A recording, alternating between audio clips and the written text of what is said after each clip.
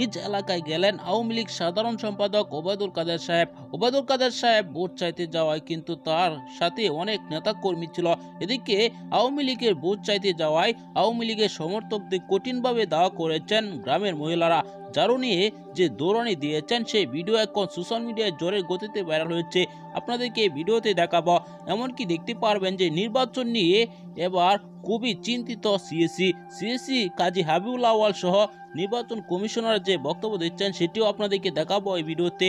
এমনকি দেখতে পারবেন যে প্রধানমন্ত্রী শেখ হাসিনা আর প্রধানমন্ত্রী হচ্ছেন না, কে হবেন প্রধানমন্ত্রী, এই বিষয়টি নিয়ে কি বলছেন রমিন ফারানা। অত্যন্ত গুরুত্বপূর্ণ একটি ভিডিও, তাই ভিডিওটি না টেনে পুরো ভিডিওটি দেখবেন।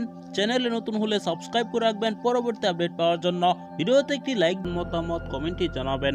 দর্শক, আমরা দেখতে পেরেছি যে সারা বাংলাদেশে কিন্তু স্বতন্ত্র প্রার্থী যারা আছে তারা কিন্তু নির্বাচনে বিজয় হওয়ার আশঙ্কা রয়েছেন।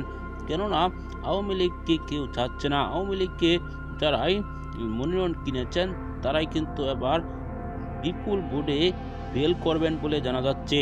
এদিকে স্বতন্ত্র প্রার্থী যদি সকল আসন তারা দখল করে নেয় তাহলে প্রধানমন্ত্রী কে হবেন? প্রধানমন্ত্রী শেখ হাসিনা কিন্তু তখন ফেসে যাবেন। প্রধানমন্ত্রী তারা যাকে বানাবেন তারাই কিন্তু প্রধানমন্ত্রী হবেন বলে দিয়েছেন রমিন ফারানা।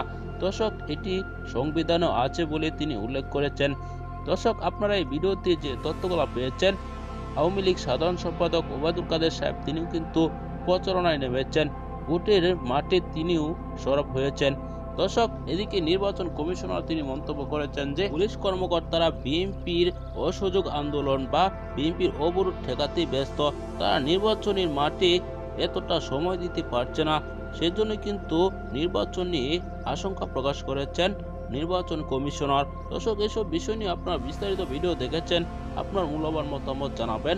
পরবর্তী এরকম ভিডিওগুলো পেতে হলে এই চ্যানেলটিকে সাবস্ক্রাইব করে পাশে থাকা বেল বাটনটি অন করে দিবেন। ভিডিওতে একটি লাইক দিয়ে শেয়ার করে অন্যদেরকে দেখার সুযোগ করে দিবেন।